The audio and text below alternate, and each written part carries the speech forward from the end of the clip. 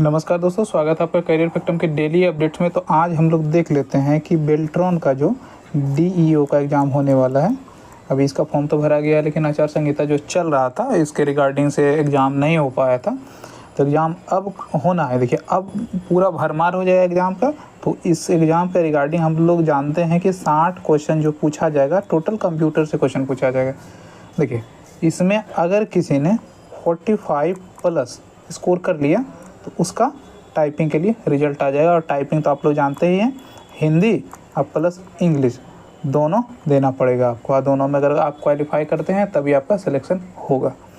तो अभी से तैयारी शुरू करते हैं हम लोग। पहले तो प्री का तैयारी करते हैं और उम्मीद है कि आप लोग टाइपिंग वाइपिंग भी अपना देखते रहेंगे, क्योंकि देखिए टाइपिंग भी एक्सेलेंट चाहिए। तो अभी से तैयारी सारे चीज़ों की देखनी पड़ेगी। तो मैं तो आपको जो एग्ज़ाम होने वाला है 60 कंप्यूटर के क्वेश्चन, तो इसमें काफ़ी सारा मदद कर देने वाला हूँ। तो 1 बाय 1 क्वेश्चन देखते हैं। तो और डेली ये सेट जो डेली लगभग आ जाएगा आपका। किसी दिन हो सकता है मिस हो जाए, लेकिन लगभग आप फॉलो करते रहिए। फॉलो करते रहेंगे तो उम्मीद है कि आपको 45 प्लस आंसर ये मार्क्स आ ही जाएगा। तो देखते हैं हम लोग। पहला क्वेश्चन, वह फाइल जिसे कंप्यूटर द्वारा किसी तरह से परिवर्तित या संपीड़ित या हेरफेर नहीं किया गया है उसे क्या कहा जाता है। तो देखिए, हेरफेर नहीं किया गया है। देखिए, अस्थायी फाइल क्या होता है, टेम्पररी फाइल होता है। कच्ची फाइल क्या होता है, रॉ फाइल। और अस्थायी क्या होता है, जो परमानेंट होता है। उपरोक्त में कोई नहीं।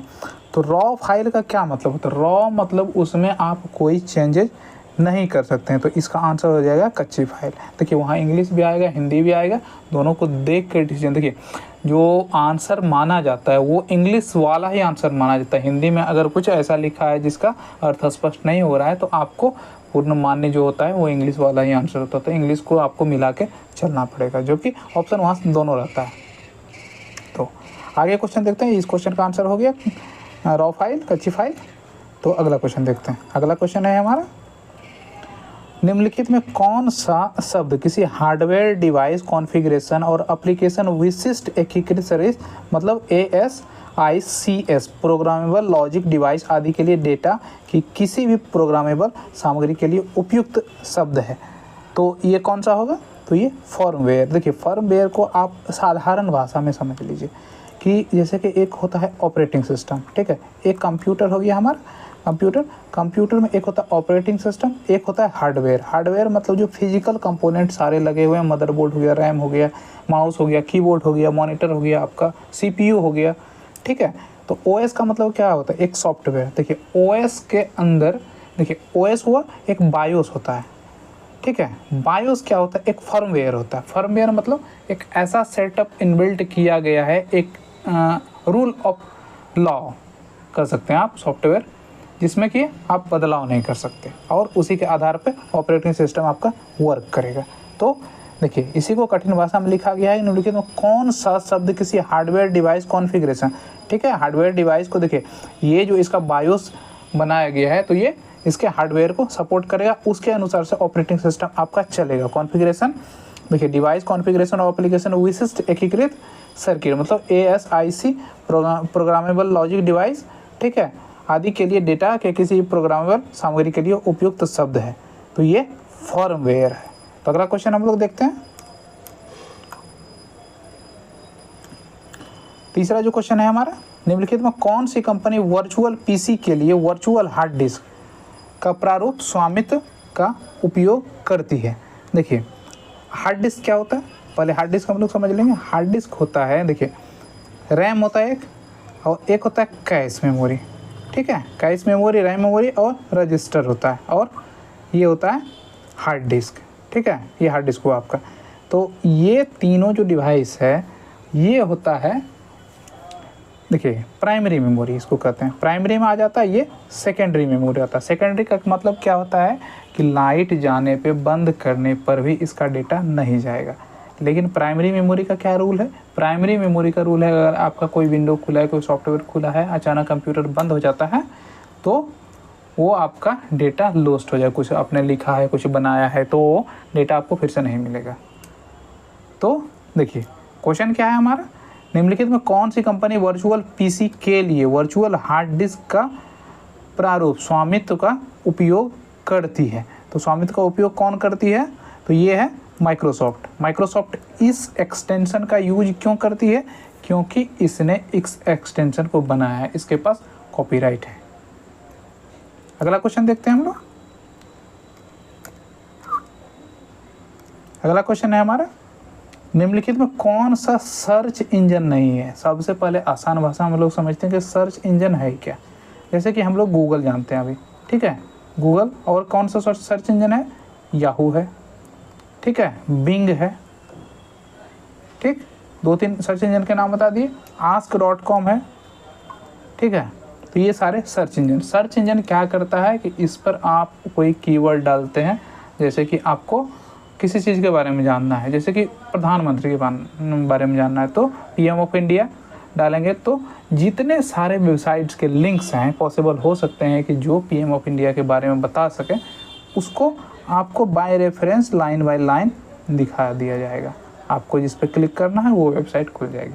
तो ये काम करती है सर्च इंजन, किसी चीज़ को सर्च करके दिखा दिए। इमेज सर्च करना हो या आपको डॉक्यूमेंट कोई वीडियो सर्च करना हो, तो आजकल तो फेमस है ना यूट्यूब सारे। उसके बाद आपका न्यूज। तो सर्च इंजन देखते हैं यहाँ हम लोग ऑप्शन के। तो गूगल सर्च इंजन है, Baidu, Wolfram Alpha, Yahoo search engine है और बाइडू भी सर्च इंजन है। तो ये वोल्फ्रॉम अल्फा सर्च इंजन नहीं है, ठीक। आगे देखते हैं। अगला जो क्वेश्चन है हमारा 5 नंबर, यूनिवैक क्या था? तो यूनिवैक क्या था? एक सेकेंड, हाँ, ये 4 आ गया, 5वां हम लोग देख रहे हैं। यूनिवैक क्या था? तो यूनिवैक जो है एक कंप्यूटर था। देखिए, एक आपने नाम सुना होगा इनिएक, ENIAC। तो इनिएक का निर्माण किसने किया था? चार्ल्स बैबेज ने। और ये पहला इलेक्ट्रॉनिक कंप्यूटर था। तो इसके बाद का ये सारा कंप्यूटर है यूनिवैक। इनिएक पहला था। देखिए, जैसे कि पहला कंप्यूटर के बारे में हम लोग जानते हैं कि उसमें वैक्यूम ट्यूब का यूज किया गया था और एक कमरे का आकार का था। इतना ज़्यादा हीट वो निकालता था अपने अंदर से कि एयर कंडीशन तो उस टाइम काफ़ी पुराना है, उस टाइम तो एयर कंडीशन नहीं थे, लेकिन काफ़ी पंखे वंखे की ज़रूरत पड़ती, इतना ज़्यादा गर्म होता था। अगला जो क्वेश्चन है 6 नंबर, तो निम्नलिखित में कौन सा कंप्यूटर के सॉफ्टवेयर घटकों में शामिल है? तो सॉफ्टवेयर के घटकों में कौन सा शामिल है? प्रोग्राम है, कीबोर्ड है, बायोस है, मेमोरी है। तो प्रोग्राम के घटक में शामिल जो हो सकते हैं वो तो प्रोग्राम ही हो सकते हैं ना सॉफ्टवेयर के घटक में। तो सॉफ्टवेयर, देखिए, कीबोर्ड तो एक हार्डवेयर हो गया, बायोस एक सॉफ्टवेयर हुआ, लेकिन ये सॉफ्टवेयर हुआ आपका किसी जो हार्डवेयर आपका CPU लगा है या आपका मदरबोर्ड है, उसका बायोस एक होता है जो कंपनी बनाई है, उसका सेट ऑफ रूल उसमें डालता है कि उसका हार्डवेयर कैसे फंक्शन करेगा, ठीक है। तो प्रोग्राम का मतलब क्या हुआ? देखिए, सॉफ्टवेयर एक कलेक्शन है और उसका छोटा छोटा टूल, जैसे कि कॉपी करना है तो उसके लिए एक प्रोग्राम हो गया, कट करना उसके लिए एक प्रोग्राम हो गया, ठीक है, फॉन्ट बढ़ाना है उसके लिए एक प्रोग्राम हो गया। तो टोटल सॉफ्टवेयर को मिला के एक जो पूरा सॉफ्टवेयर बनता है, टोटल प्रोग्राम को मिला के, तो वो सॉफ्टवेयर तैयार होता है। तो कंप्यूटर के, देखिए क्वेश्चन जो है, निम्न में से कौन कंप्यूटर के सॉफ्टवेयर के घटकों में शामिल है? तो सॉफ्टवेयर का यूनिट बाय यूनिट हो गया एक प्रोग्राम। अगला क्वेश्चन देखते हैं हम लोग। अगला क्वेश्चन है हमारा, निम्नलिखित में कौन सी कंप्यूटर की अंकगणितीय क्षमता नहीं है? अंकगणितीय क्षमता क्या होता है? आपने सुना होगा CPU, ALU, CU, ठीक है। CPU का मतलब क्या होता है? Central processing unit. Arithmetic logic unit ALU, ठीक है, ये कंट्रोल यूनिट। तो अर्थमेटिक लॉजिक यूनिट जो होता है यही जिम्मेदार होता है किस लिए? अर्थमेटिक ऑपरेशन के लिए, जोड़ घटाव जो भी है ये सब करने के लिए। तो देखिए, इसका क्या होगा? कौन से कंप्यूटर की अंकगणितीय क्षमता नहीं है? जोड़ घटाव हो गया, गणना हो गया, उपरोक्त तो सभी तो होगा नहीं। तो इसमें नहीं, कौन नहीं करता है अंकगणितीय क्षमता, तो ये कॉपी और पेस्ट हो जाएगा। ये स्पष्ट हो गया। अगला क्वेश्चन हम लोग देखते हैं। अगला क्वेश्चन जो हमारा है कि निम्नलिखित में से पहला वाणिज्यिक कंप्यूटर कौन था। वाणिज्यिक मतलब कॉमर्शियल कंप्यूटर, जिससे कि कुछ पैसा कमाया जा सके, इस तरह का कंप्यूटर कौन था। तो इसको हम लोग नोट करेंगे फेरेंट्री मार्क 1 के नाम से हम लोग जानते हैं। अगला क्वेश्चन हम लोग देखेंगे। हाँ, निम्नलिखित में कौन सा एनालॉग सिग्नल का उदाहरण है। तो एनालॉग सिग्नल का उदाहरण देखिए, एक होता है डिजिटल सिग्नल और एक होता है एनालॉग सिग्नल। ठीक है, तो डिजिटल सिग्नल का क्या मतलब होता है। डिजिटल सिग्नल का मतलब होता है कि वो वेव में चलता है या किसी तरंग में, संकेत में, सिग्नल्स के रूप में। और एनालॉग का मतलब है कि एनालॉग आपको पता चलेगा। तो देखते हैं हम लोग इसका क्या होगा। देखिए, पहला ऑप्शन जो हमारा विद्युतीकृत तांबे के तार के माध्यम से ध्वनि, दूसरा है विद्युतीकृत तांबे के तार के माध्यम से मानव भाषण। ठीक है, प्रकाश और 1 2 दोनों। तो ये जो मेरा ऑप्शन हो जाएगा हमारा डी नंबर, मतलब 1 भी 2 भी। ठीक है, तो तांबे के तार के माध्यम से मानव भाषण कैसे होगा। तो मानव भाषण देखिए तरंग के रूप में चलता है, एनालॉग। ठीक है, तो एनालॉग जो तरंग के रूप में चलता है, तो जैसे कि तांबे के तार के माध्यम से ध्वनि चल सकती है। ठीक है, और इसी पे हमारा भाषण भी ट्रेवल कर सकता है। तो इसको कहते हैं एनालॉग। और डिजिटल किसको कहते हैं। डिजिटल कहते हैं कि मान लीजिए कोई तार है, उसमें से कोई डेटा कोड भेजा जा रहा है, उसको यहाँ पैकेट स्विच करके डिकोड करके निकाला गया, तो वो डिजिटल सिग्नल हो गया। और ये हो गया एनालॉग सिग्नल। अगला हम लोग देखते हैं, किसी भी वस्तु पर रेखा चित्र बनाने या पेंटिंग करने या समन्वय स्थितियों का चयन करने के लिए सामान्यतः कौन सा उपकरण का उपयोग किया जाता है। रेखा चित्र बनाने, पेंटिंग करने और समन्वय स्थितियों का चयन करने के लिए। देखिए, इमेज स्कैनर क्या होता है। इमेज स्कैनर होता है कि जो कि इमेज को स्कैन कर सके। ठीक है, डिजिटाइजर क्या होता है। डिजिटाइजर होता है कोई भी आप चित्र बनाएं, कुछ बनाएं, उसको डिजिटल फॉर्म में बदल देगा। ठीक है, डेटा ग्लब तो ऐसा कुछ होता ही नहीं है। टच पैनल का मतलब जो आप मोबाइल में टच करते हैं, जो टच स्क्रीन है, उसी को कहते हैं टच पैनल। तो इसमें ऑप्शन में आंसर कौन होगा। देखिए, कहता है कि रेखा चित्र बनाने, पेंटिंग करने, समन्वय स्थितियों चयन के लिए समानतः कौन सा उपकरण उपयोग किया जाता, तो डिजिटाइजर का उपयोग इसमें किया जाता है। अगला क्वेश्चन हम लोग देखते हैं। तो अगला क्वेश्चन हमारा है, एक मिश्रित सर्किट चिप में संभवतः क्या शामिल हो सकता है। तो मिश्रित सर्किट चिप, तो ये क्या होता है। तो ये हमारा हो जाएगा, देखिए जैसे कस्टम है, मेमोरी है, कॉन्फ़िगरेशन, तो ये उपरोक्त सभी हो जाएगा।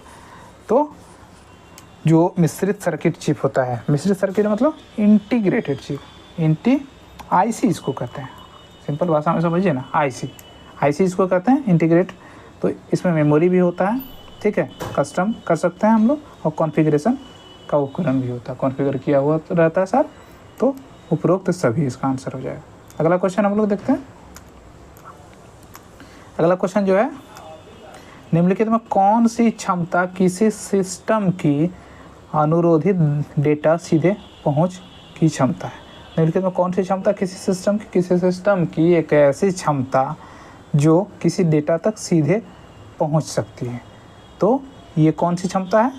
तो ये तीव्र आनंद क्षमता, ये तीव्र रूप में पहुंच जाएगी। अगला क्वेश्चन हम लोग देखते हैं। अगला क्वेश्चन जो कंप्यूटर शब्दावली में लॉगिन, देखिए लॉगिन नाम और पासवर्ड के लिए प्रयुक्त शब्द क्या है। ठीक, इसको हम लोग समझते हैं। देखिए, लॉगिन जो करते हैं कोई इंटरफेस, जैसे किसी वेबसाइट पे, उसमें क्या डालते हैं, यूजर आईडी और पासवर्ड। ठीक है, ऐसा बॉक्स बना होता है, और उसके बाद यहाँ सबमिट का रहता है बटन, ये दोनों डालेंगे और उसके बाद सबमिट करेंगे तो आपका लॉगिन हो जाएगा। तो इसमें देखिए, स्वरूपन का मतलब क्या होता है, स्वरूप प्रदान करना, रूपरेखा। ठीक है, प्रमाणीकरण का मतलब क्या, ऑथेंटिकेट करना। ठीक है, एक्सेसिबिलिटी का मतलब एक्सेस करना। ठीक है, लॉगिन का मतलब लॉगिन करना। तो देखिए क्या होता है, यूजर आईडी और पासवर्ड जैसे हम लोग डालते हैं, तो ये ऑथेंटिकेट होता है, मतलब वैलिडेट होता है, मिलाता है कि हमारे डेटाबेस में ये यूज़र आईडी पासवर्ड रजिस्टर्ड है या नहीं। अगर रजिस्टर्ड होता है तो आपको सर्वर अनुमति देता है लॉगिन करने का, और लॉगिन करने के बाद आप अपना डेटा एक्सेस कर सकते हैं। तो इसका क्या हो जाएगा, प्रमाणीकरण, ऑथेंटिकेट। अगला क्वेश्चन हम लोग देख लेते हैं। अगला क्वेश्चन जो हमारा है, निम्नलिखित में कौन सा अधिनियम विशेष रूप से कंप्यूटर रख रखाव गतिविधियों को छूट देता है ताकि रख रखाव के दौरान कॉपीराइट की शर्तों की जानकारी दी जा सके जिसे बाद में नष्ट कर दिया जाए। तो ये कौन सा होगा, देखिए, उल्लंघन अधिनियम, डिजिटल मिलेनियम कॉपीराइट अधिनियम या बौद्धिक संपदा अधिकार अधिनियम, उपरोक्त सभी। तो ये हो जाएगा आपका डिजिटल मिलेनियम कॉपीराइट अधिनियम, ये बनाया गया है। जिसके बाद देखिए, कंप्यूटर रख रखाव गतिविधियों को छूट देता है कि रख रखाव के दौरान देखिए शर्तों की जानकारी दी जिसे बाद में नष्ट कर दिया जाए। ठीक है, जैसे कॉपीराइट शर्तों की जानकारी, कॉपीराइट कोई चीज़ आपने बनाया, ठीक है, तो आपको ये अधिकार है कि आपका चीज़ कोई अगर यूज करता है तो उसका रॉयल्टी आपको मिलेगा। ठीक है, और उसकी भी कुछ सीमा होती है, कुछ वर्ष, और उसके बाद उसकी समाप्त हो जाती है, वो जनरल हो जाता है। जैसे कि हम लोग मेडिसिन में जानते हैं, मेडिसिन का आविष्कार मान लीजिए किसी ने किया, उसके बाद वो कुछ समय है 10 या 15 साल उसका, ठीक है, कि वो उसको पेटेंट, जिन्होंने पेटेंट करा है उनको रॉयल्टी मिलेगी। उसके बाद जो है वो उस पेटेंट को जनरल कर दिया जाता है, कोई भी कंपनी बना सकती है। तो उसी को हम लोग जेनेरिक दवा कहते हैं। मतलब जेनेरिक दवा मतलब फार्मूला तो किसी और ने बनाया, लेकिन वो फ्री हो चुका है पेटेंट वो बनाने के लिए किसी कंपनी को पैसे रॉयल्टी के रूप में नहीं देने पड़ते हैं, वो डायरेक्ट बना के मार्केट में बेच सकती है। तो उसी तरह का यहाँ हम लोग है डिजिटल मिलेनियम कॉपीराइट अधिनियम। जैसे किसी ने कोई सॉफ्टवेयर बनाया या कोई चीज़ बनाया, उस पर उसका कॉपीराइट है, हाँ, इसके बाद में नष्ट कर दिया जाए। तो ये डिजिटल मिलेनियम कॉपीराइट अधिनियम के तहत आता है। अगला जो क्वेश्चन है हमारा, एक ऐसा उपकरण मौजूद है जो कंप्यूटर डेटा को सैंपल सेलुलाइड जैसे सामग्री के लूप पर लागू करता है, और इस उपकरण को क्या नाम दिया गया है। तो इस उपकरण को क्या नाम, सबसे हम लोग चारों देख लेते हैं ऑप्शन। टेप ड्राइव क्या है, जो टेप करे। CD रोम क्या है, गोल जो चक्का घुमा होता है उसमें जो ऐसे ट्रैक सेक्टर बने होते हैं उसमें डेटा रिकॉर्ड, जैसे CD हम लोग चलाते थे कैसे, उसी में DVD CD रोम हो गया। मैग्नेटिक टेप होता था कि जो कंप्यूटर में लगता था, ये 2 साइज का आता था, 1.4 और 2 इंच के करीब का आता था, सॉरी 1.2 और 1.4 इंच का आता था। उसको मैग्नेटिक, उसमें डेटा स्टोर होता था, काफ़ी कम जगह रहता था, MB में जगह रहता था, तो अब तो उसकी कोई वैल्यू नहीं है। और फ्लोपी डिस्क, ठीक है, फ्लोपी डिस्क भी एक होता है स्टोरेज। तो इसमें जो आंसर हो जाएगा टेप ड्राइव हो जाएगा आंसर। एक ऐसा उपकरण मौजूद है कंप्यूटर डेटा के सैंपल को सेलुलर सामग्री के लूप पर लागू करता है, और इस उपकरण को नाम दिया गया टेप ड्राइव, जो लूप पे लागू करता है। अगला जो क्वेश्चन हम लोग देखते हैं, अगला क्वेश्चन हमारा 16 नंबर। 16 निम्नलिखित में कौन से कंप्यूटर सिस्टम के हार्डवेयर घटक हैं। ठीक है, हार्डवेयर घटक का मतलब क्या होता है, देखिए, एक होता है सॉफ्टवेयर, एक होता है हार्डवेयर। सॉफ्टवेयर का मतलब जो सॉफ्ट हो, हार्डवेयर का मतलब जो हार्ड हो मतलब जिसको हम छू सकें फिजिकल रूप में, जैसे माउस हो गया, प्रिंटर हो गया, मॉनिटर हो गया, CPU हो गया, उसको हम लोग छू सकते हैं भौतिक रूप में, तो उसको हम लोग हार्डवेयर कहेंगे। और सॉफ्टवेयर मतलब जैसे कि MS वर्ड, सॉफ्टवेयर उसको छू सकते हैं, हाँ, उस पर काम कर सकते हैं कंप्यूटर ऑन करके ओपन करके, तो वो सॉफ्टवेयर हो गया। तो यहाँ हम लोग देखते हैं ग्राफिक कार्ड क्या हो गया, ये हार्डवेयर हो गया। ठीक है, हार्डवेयर घटक है। इसमें से कौन सा कंप्यूटर का हार्डवेयर घटक, यही यहाँ चुनना है आपको। ठीक है, CPU को हम लोग छू सकते हैं, कैबिनेट में बंद होता है सारा मदरबोर्ड सारा। ठीक है, ये भी हो गया। कीबोर्ड को भी हम लोग छू सकते हैं। तो संभवतः सभी आंसर होगा। ठीक है, सारे घटक हार्डवेयर घटक हैं। तो आगे हम लोग देखते हैं अगला क्वेश्चन जो हमारा, निम्नलिखित में कौन सा ग्राफ हमें गतिरोध की स्थिति की घटना को निर्धारित करने का सही और उपयुक्त तरीका बताता है।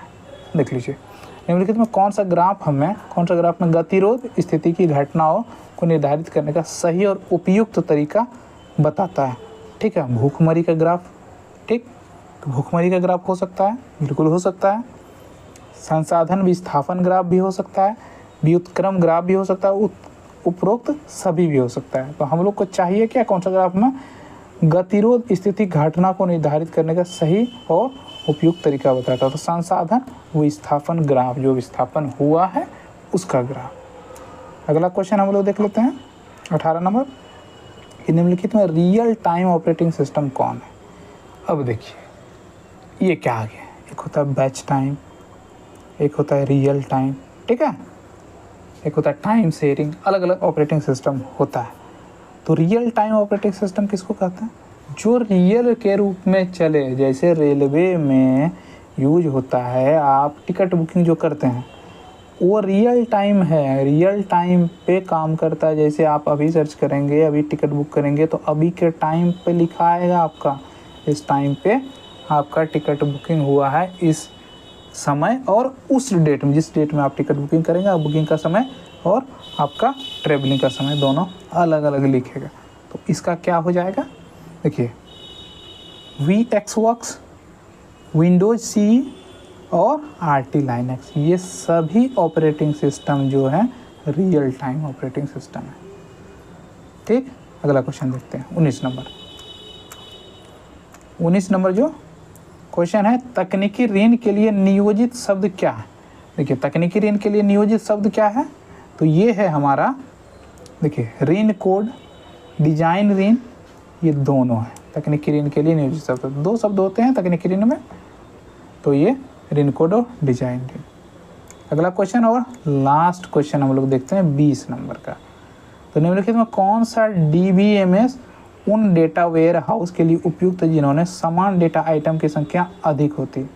ठीक है, देखिए सबसे पहले हम लोग DBMS जानेंगे ना, कोई देखेगा तो कहेगा DBMS क्या है, DBMS, तो इसका सबसे पहले फुल नेम जानेंगे। तो इसका क्या होता है, डेटाबेस, DB का मतलब डेटाबेस, डेटाबेस, M का मैनेजमेंट और S का सिस्टम। ठीक है, डेटाबेस मैनेजमेंट सिस्टम। ठीक है, जैसे कि यहाँ लिखा हुआ RDBMS, अब कहेंगे कि DBMS को तो हम जानते हैं, RDBMS का नहीं जानते हैं, तो R से रिलेशनल जोड़ दो इसमें, रिलेशनल डेटाबेस मैनेजमेंट सिस्टम। ठीक है, अब देखते हैं इसके आंसर की ओर चलते हैं। ठीक है, तो क्या क्वेश्चन कहता है, DBMS उन डेटा वेयर हाउस के लिए उपयुक्त है जिनमें समान डेटा आइटम की संख्या अधिक होती है। तो ये देखिए कॉल मानक डेटाबेस प्रबंधन प्रणाली, ये इसका आंसर होगा। ठीक है, अब कहें देखिए RDBMS क्यों गया, ये रिलेशनल डेटाबेस मैनेजमेंट सिस्टम, ये पार्ट हो गया DBMS का। इन मेमोरी डेटाबेस प्रबंधन प्रणाली और NoSQL DBMS, ये सारे अलग अलग होते हैं। आप इतना जानिए कि कॉलमनार डेटाबेस प्रबंधन प्रणाली जो होता है वेयर हाउस के लिए उपयुक्त है जिनमें समान डेटा आइटम्स की संख्या अधिक होती है, समान डेटा आइटम्स की संख्या इस प्रबंधन प्रणाली, डेटाबेस प्रबंधन प्रणाली में अधिक होती है। तो आज का ये सेशन रहा और मिलते हैं इसी तरह के सेशन। और देखिए 20-20 क्वेश्चन का सेट इसीलिए बनाया कि ज़्यादा भार ना हो सके, ज़्यादा लंबा वीडियो ना हो सके, तो इसलिए। तो मिलते हैं अगले वीडियो में और इसी तरह के लाते रहूँगा, और बीच बीच में कुछ ना कुछ जो करंट इवेंट होते हैं उस पर भी वीडियो हम लाते हैं। तो आप देखते रहिए। अगर आपने मेरे चैनल को सब्सक्राइब नहीं किया तो सब्सक्राइब करें। मिलते हैं किसी नए वीडियो, तब तक के लिए नमस्कार।